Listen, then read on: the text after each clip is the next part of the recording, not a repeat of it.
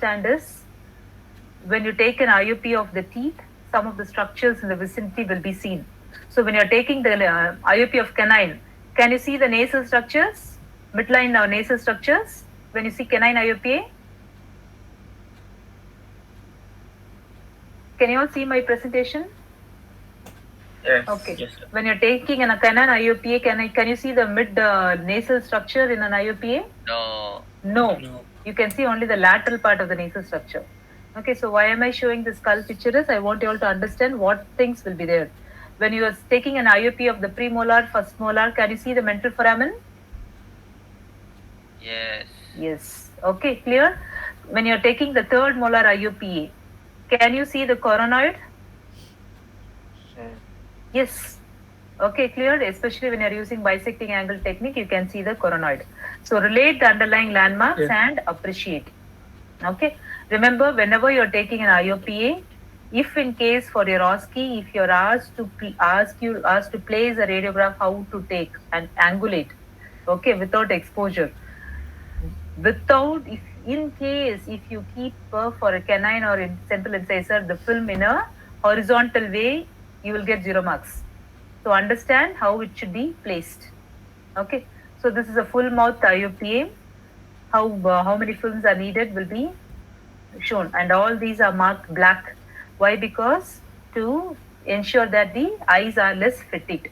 Okay, so normal landmarks you all know, but the bony landmark, know that the cortical bones are different for maxilla, mandible, anterior and posterior. It is very well depicted in White and Farrow. Read the textbook properly. For central incisor, you see the nasal part. For maxillary sinus IOPA, maxillary molar IOPA, you see the sinus, right? And also the coronoid. Okay, so let's see the normal structures. Other than enamel dentin, pulp, you all know the other landmarks. Okay, lamina dura PDL. We all know this, right? K, lamina dura, alveolar crest is here. Enamel dentin, you will see the dentino-enamel junction. Okay, this part could be clearly appreciated if your contrast is very good. Okay, this is a canine. For a canine IOPA, this is the anterior part is the floor of the nasal fossa. Posterior part is the floor of the maxillary sinus. So it forms an inverted Y line. That is called as inverted Y line of Innes. Then you have a lateral fossa between the canine and the premolar. Okay, clear? This lateral fossa is also one of the landmarks. So make sure you know all the landmarks. Okay, this is a lateral fossa. Don't think it to be a cystic lesion or a lateral periodontal cyst. When a maxillary central incisor IOPA, what you see? Mid-palatal suture. You see the floor of the nasal cavity. You see the conchal. Can you see this part? The conchal spaces. Okay, clear? Then you see the this is the anterior nasal spine, mid-palatal suture, or the other lamina dura PDL. Okay, clear? This inverted Y line of Innes in a maxillary canine. In case of any impacted tooth, if this is called as pericoronal space. If the pericoronal space is greater than 4 millimeter, you consider it as what cyst?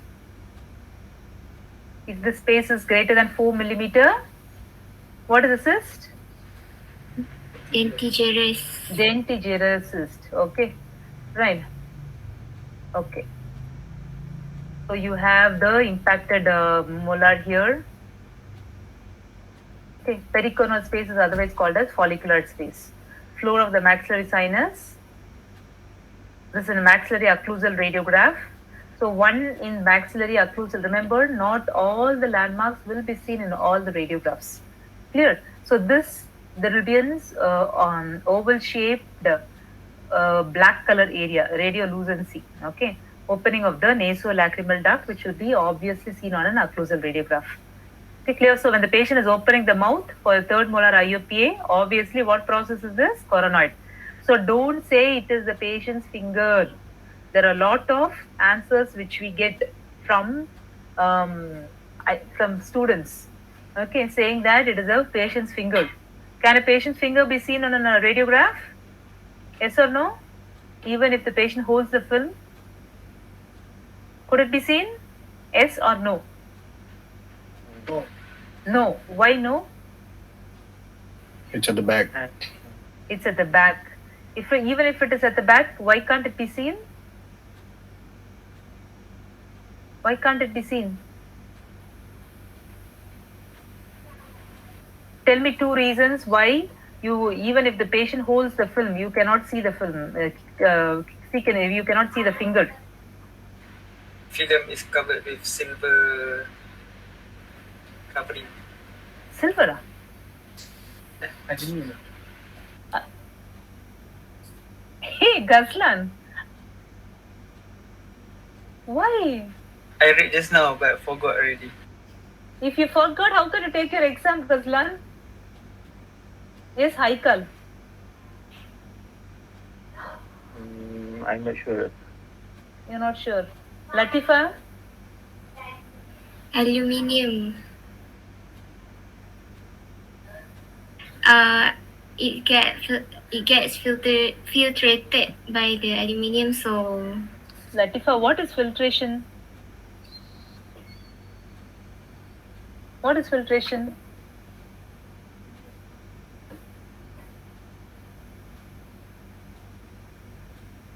Cassandra, enable your video.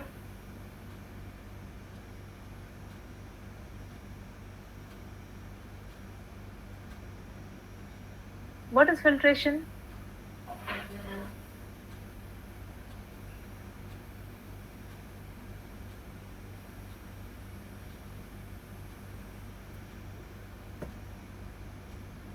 Prisa, what is filtration?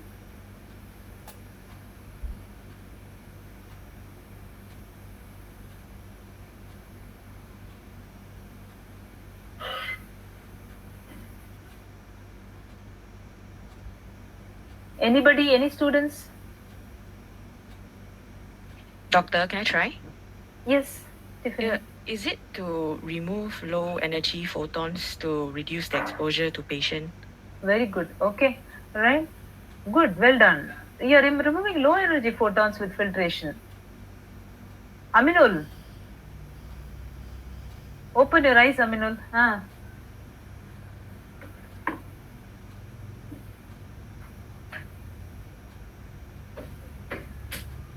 Why we can't see the finger even if the patient holds the film? Because it contains lead foil. Yes, it contains lead foil, number 1. Right. You have a lead foil, then after the lead foil only the patient will hold the film, is it not? Lead will absorb the X-rays. Don't say filtration, don't say aluminium. Filtration is for low intensity photons to be absorbed. Okay, those photons will not be able to pass the skin, the mucosa itself. They are not, those rays which are absorbed or which are filtered are not useful to produce diagnostic image. The one with intensity to produce diagnostic image will pass through the tissues, through the fascia to the teeth, then go and hit the film. After it hits the film, it will lose its energy. Still, if it has energy, it will just hit the lead foil and be absorbed by the lead. Okay, clear? Otherwise, if you think of students, otherwise it will happen if you take an IUP of 1.6. Won't the image go and reflect the other side, second quadrant? Okay, clear? Understand the basic things. Any doubts here? So don't write the landmark as a fingertip. Clear? If you all are not understanding, ask. Don't imagine that if you just attend the online classes, it is easy for you all to take the exam and you will be allowed to take the exam. Okay, it is not just as easy as eating a cake. Okay, clear? So can you see this? Looks exactly like a finger. Okay, this was the exact image what I gave to students, and I asked them and I gave them a scenario stating that to your, this question will not be repeated, okay? This was to the other students. Clear, stating that the patient was unable to open the mouth, not cooperative, so we will not be able to use a film holder. So our patient was asked to hold the film with his hand. Identify the normal landmarks. Identify if there are any other pathology. Okay, clear? And if arrow mark is being put in under the condyle, coronoid, and our patient student was asked to write what was that. Nearly 50% and above wrote its finger. Okay, clear? Remember, if you all want to get 75% and above, you should stand unique. Okay, clear? And I want all students to get 75 and above. So understand and read. Don't be in a world of imagination. Don't think that it's easy to pass the examination. Clear? If we really want to just conduct just for the sake of conducting, and if you all just want to just go and clear, we will not put in such much of hard work for you people to understand, read, and practice well later. Okay, clear? Understood? Is this the fingertip? No. What is this? Coronoid. Coronoid. Coronoid process. Process. Okay, right. So when it comes to the mandible, okay. So mandible you have relate to the, when you read your osteology in your anatomy, okay, you would have read about all this, what is the inner aspect, muscle attachment. So when muscle is going to attach, what happens, there will be an area where there is a bony protuberance. Okay, clear? So what this radiograph is called as the lateral oblique radiograph. You see all the landmarks. This is called as a panoramic radiograph. Don't say OPG. Okay, clear? OPG is a old term. I want you all to be to speak and to act like a dental student who studied radiology under me, not like some year 1 or year 2 dental student or some local old general practitioners. Okay, clear? Don't say orthopantomograph, OPG. Okay, use the word panoramic radiograph. Okay, dental panoramic radiograph. It's called as DPR. The periapical images. Can you note how the rarefaction of bone is? So all this you all know. Okay. So what landmark is this?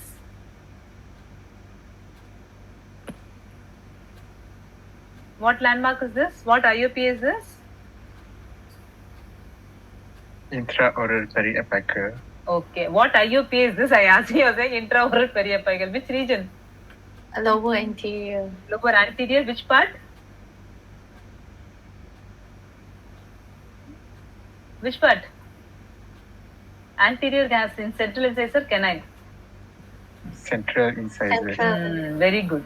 So central incisors will have what? Foramen? Mental foramen. I showed the skull and I showed where will mental foramen Mandibular come. foramen. Mandibular foramen. Otherwise called as? Lingual. Lingual. Very good. Surrounded by what is the radio opacity? Genial tubercles. Oh, okay, well done. Okay.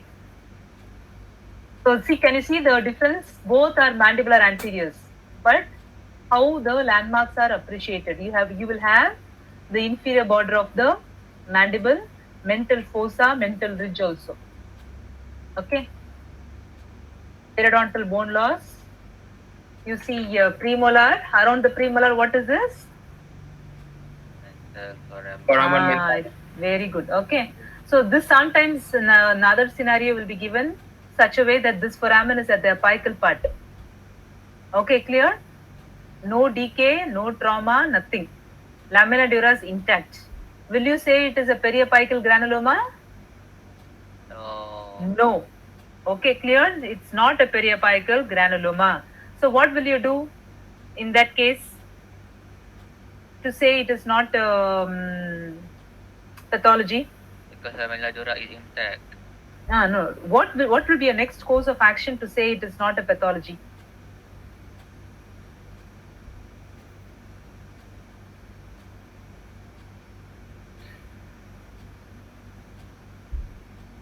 Yes, Alia? Because it is located between the premolars. Okay, it is located between the you can justify by that it is not, it is mental foramen. But how will you prove that it is mental foramen?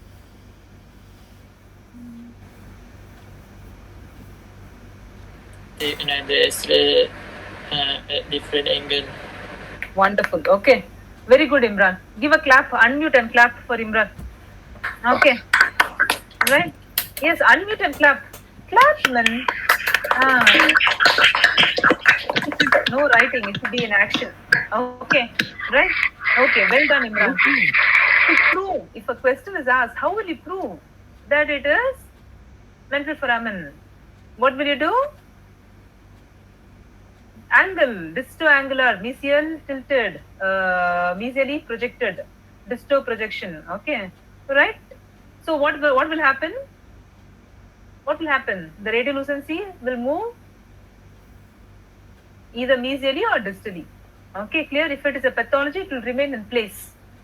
It will always remain periapical. If it either moves mesially or distally, or apically or coronally, what happens? It is a mental foramen. Well done, Imran.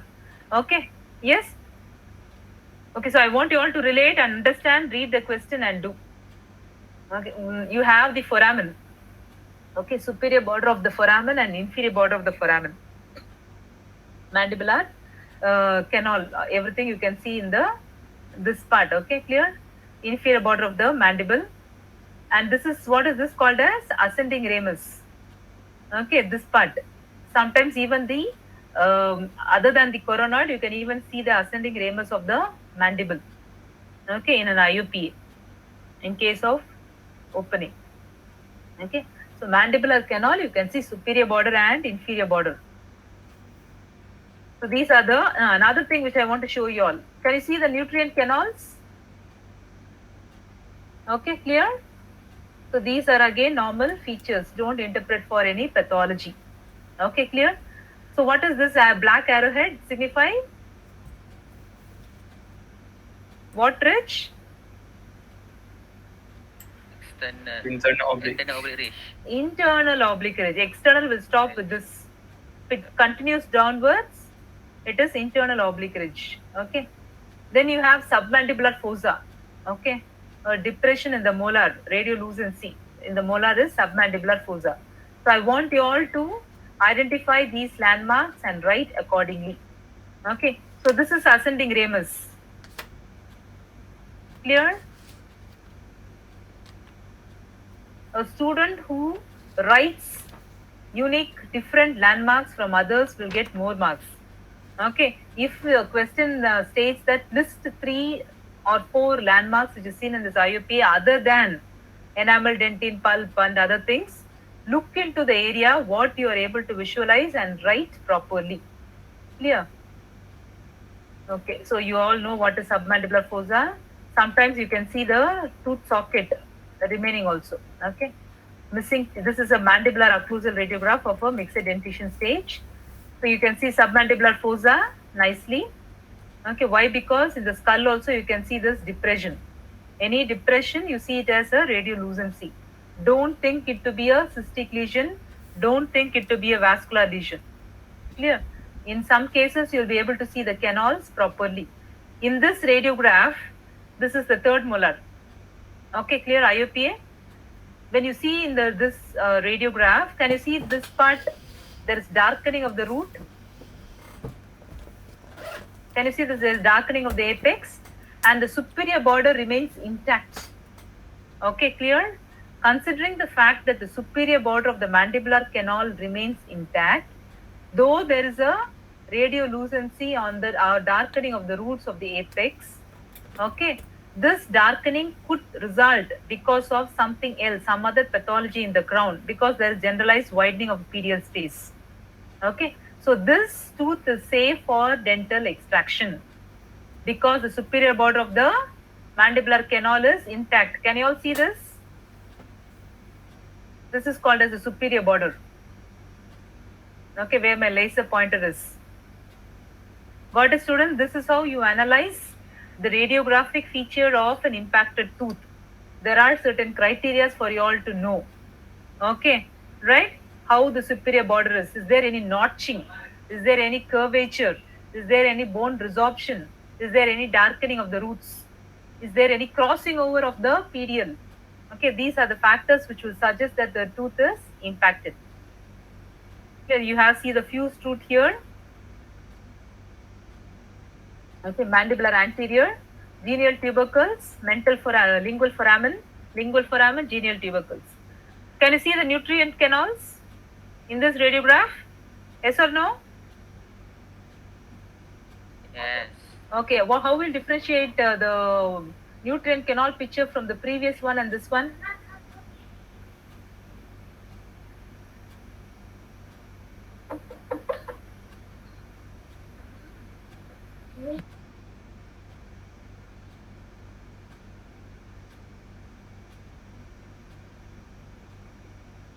Yes, students, tell me. For the molar nutrient canal and this nutrient canal, was there any difference?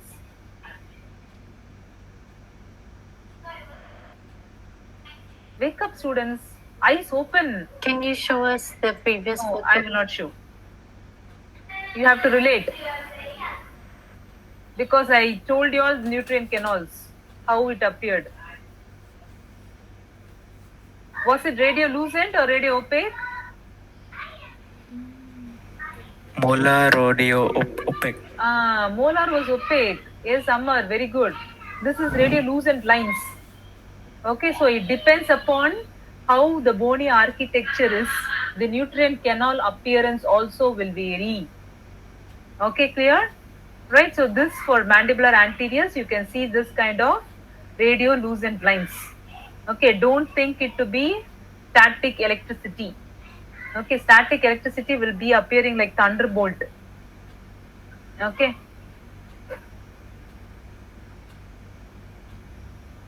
Okay, so when you see here, you see the tuberosity. What is this plate called as? Maxillary third molar. Very good. Very good, wonderful. Okay, who was that? Who said that? Who said pterygoid plate? Hakim. Very good, Hakim. Okay, another clap for Hakim. Okay, yes. Unmute and clap. Unmute. Okay, yes. Right, so you can see all these landmarks also. Okay. Any questions, students?